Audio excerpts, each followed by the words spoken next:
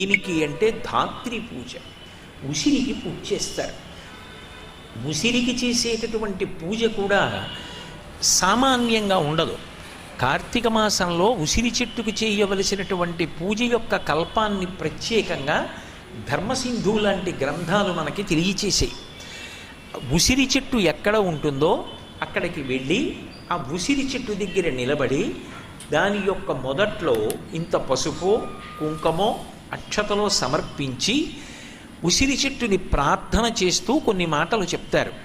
ఇక్కడ మీరు ఒక విషయం గమనించాలి. యజుర్వేదంలో కూడా రుద్రాధ్యాయంలో ఒక మాట అంటారు, నమో వృక్షేభ్యో హరికేశాయోపవీతినే పుష్టానాం పతయే నమో నమో అంటారు.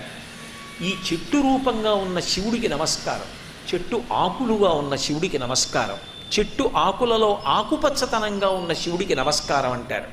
అలా ఈ ధాత్రి రూపం